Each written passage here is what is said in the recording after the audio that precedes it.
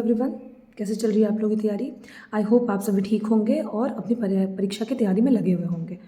Last video मैंने भेजा था जो कि मेरा पहला वीडियो था, उसमें मैंने लास्ट 10 डेज़ में क्या पढ़े, आवर्स में कैसे बांटे, उस पर मैंने फोकस किया था। उसके बाद जो कमेंट्स है उसमें मैथ्स रीजनिंग पे मेरी फ्रेंड ने भी कमेंट किया था कि उस पर वीडियो बनाने के लिए। कुछ लोगों ने बोला था स्टैट के पोर्सन और क्वेश्चंस थे साइंस के। मैक्सिमम जो पूछे गए सवाल है वो ये थे कि साइंस के पैटर्न को बताइए, साइंस के क्वेश्चंस क्या होंगे।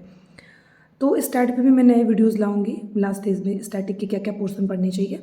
लेकिन फ़िलहाल मैंने आज जो है ना आपके प्रीवियस ईयर को देखा है और जो मैंने पहले खुद भी पढ़ा था और उन चीज़ों को एनालाइज़ किया, अपने लास्ट ईयर के क्वेश्चंस को भी देखे और उस हिसाब से मैंने साइंस का एक मोटी क्या किया है, कुछ पॉइंट्स मैंने जो टॉपिक रिलेटेड है। वैसे तो मैं लूसेंट से ही आपको रेफ़र करूँगी क्योंकि मैंने लूसेंट से ही किया था लास्ट के टाइम पर। तो मैं पीटी के लिए, क्योंकि मोर देन एनफ मानती थी मैं लूसेंट को, ठीक है, और उसके साथ थोड़े बहुत नोट जो आप खुद से भी बनाते हो, सेट वगैरह लगाते हो, तो उस हिसाब से मैंने आपको साइंस के जो तीनों हैं, फिजिक्स, केमिस्ट्री, बायो, और इसके साथ में जो डेली यूजेस में जो साइंस के कुछ एनवायरमेंटल होते हैं, डेली यूजेस बेसिस पे होते हैं, उससे भी रिलेटेड मैंने देखा क्या कि प्रीवियस ईयर में 20 से 22 क्वेश्चन ऑन एवरेज लेके चलोगे आपके क्वेश्चन पूछे गए हैं।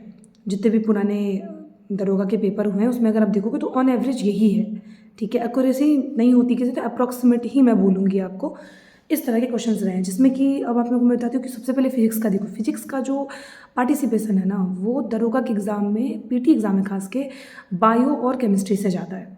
वो इसलिए ज़्यादा है क्योंकि फिजिक्स में आप देखते हो क्या हो जाता है कि एक तो साउंड, लाइट, हीट, इस सब के जो आप थ्योरी बेसिस पढ़ोगे वहाँ से भी क्वेश्चंस आते हैं। और साथ में आप देखोगे जो कि वैसे क्वेश्चंस जहाँ पे फॉर्मूला बेसिस हैं या सिद्धांत दिए गए हैं, प्रिंसिपल्स दिए गए हैं, जैसे कि मोशन, फोर्स में हो गए न्यूटन के तीनों लॉ के बारे में वहाँ हो गया। फिर प्रिंसिपल्स में हो गए जैसे आप पढ़ो ना magnetic and electricity, magnetic field and electricity से रिलेटेड क्वेश्चंस हो गए। उसके बाद आप जो सिंपल मशीन वगैरह के बारे में जो उसके सिद्धांत दिए गए थे कि किस मैकेनिज्म क्या होता है इसका, उससे रिलेटेड क्वेश्चंस आते हैं। फॉर्मूला बेसिस पे आप एक चीज़ और ध्यान दीजिएगा, ये सब जो मैं आपको बोल रही हूँ ना मैग्नेटिक, ये सब बहुत सिंपल बेसिस पढ़ना है, ठीक है। मतलब थ्योरेटिकल पढ़ो, थोड़े बहुत उसके फॉर्मूलाज देखो और इससे आपके एग्जाम्स के क्वेश्चन बन जाएंगे। मैंने एनर्जी मोशंस को भी लिया है, मोशंस के भी आते हैं कि कौन सा मोशन काम कर रहा है इस एग्जाम, मतलब इस क्वेश्चंस पे।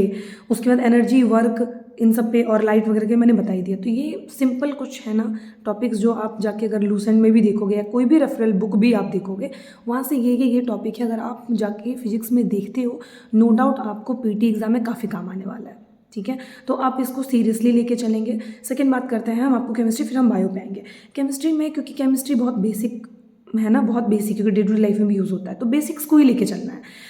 याद रखिएगा कि केमिस्ट्री का यहाँ प्रोफेशन नहीं बनना है, केमिस्ट्री के डेप्थ नहीं जाना है, ठीक है। जितना हम ऊपर ऊपर कर सकते हैं उस हिसाब से करेंगे। उसमें मैंने क्वेश्चंस में क्या देखा, एलिमेंट्स के बारे में, एलिमेंट, कंपाउंड और मिक्सचर, ये एक चैप्टर आपने पढ़ा होगा 10th में भी, ये सब था, तो वहाँ से क्वेश्चंस आते हैं। फिर आप देखोगे कि acid, base and salt, acid, base and salt होता है, उससे भी रिलेटेड क्वेश्चंस आते हैं।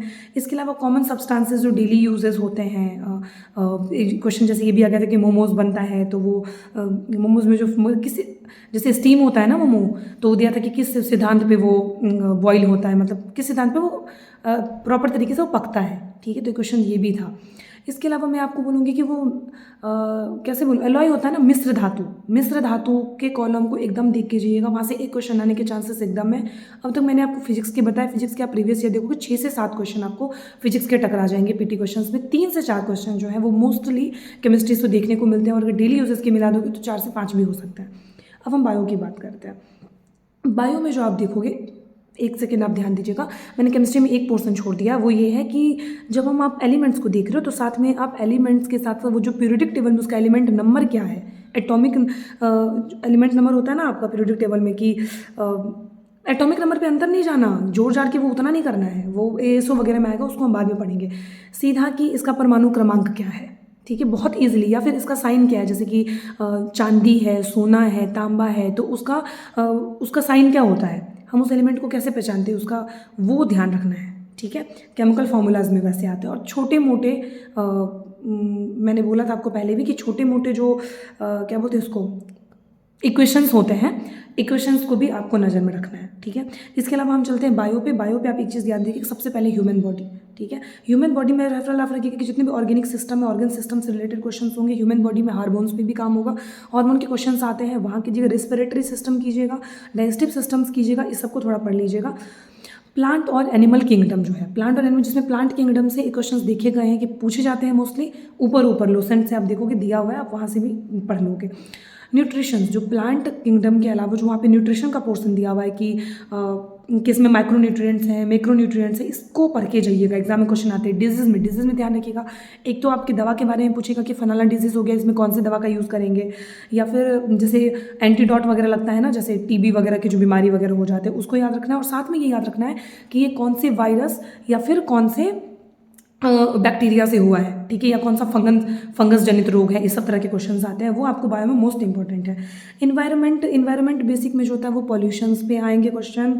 उसके बाद कंजर्वेशन, जो आपके करंट अफेयर से जुड़ जाएंगे, ठीक है। करंट अफेयर्स आप उसको जोड़ लीजिएगा, जितने भी वाइल्ड लाइफ कंजर्वेशन में आता है। फिर उसके बाद समरस क्षेत्र वगैरह दिया था ना पीछे, राम क्षेत्र दिमाग से निकल रहा है मेरा, कम ट्रेनिंग में एकदम से वहाँ से निकल चुकी हूँ मैं, ठीक है। डेली लाइफ में आप वाटर, एयर एंड फूड के बारे में पढ़ोगे, इन्वायरमेंट बेसिक्स जो भी है, ठीक है। तो बेसिकली अगर आपको साइंस के पोर्शन को देखना हो तो मोटा मोटी आपके 20 से 22 क्वेश्चंस रहेंगे, ठीक है। और उस पर अप्रॉक्सीमेटली अगर 10 दिन बचा हुआ है तो डेली आप 2 घंटे दो, 2 घंटे मोर देन एनफ है, इससे ज़्यादा देने की जरूरत नहीं है। और उसमें ही बांट लो, जैसे कि मैंने कितने बोला, फिजिक्स, केमिस्ट्री, बायो और इन्वायरमेंटल के, ठीक है। तो 4 दिया ना, तो आप एक एक सब्जेक्ट बांट लो ना, कि अगर 2-2 घंटे बोले तो अगर आप, मतलब लगता है कि एक दिन पे 4 सब्जेक्ट हैं, ठीक है, तो 2-2 दिन भी एक सब्जेक्ट को पढ़ोगे, 2-2 घंटे करके भी करोगे तो आप एग्जाम तक से कर लोगे, इससे ज़्यादा नहीं है, ठीक है। तो ठीक है, फिर मिलते हैं अगले वीडियो में। और स्टैट के पोर्शन पे अगर सच में वीडियो चाहिए तो आप कमेंट में जरूर लिखिएगा, या फिर अगला कोई भी पोर्शन अगर आपको जानना हो तो उसके लिए आप बोलिए और मैं वीडियो फिर नेक्स्ट बना के भेजती हूँ। तब तक आप लोग लगे रहिए और अपनी एग्जाम की तैयारी करिए। All the best.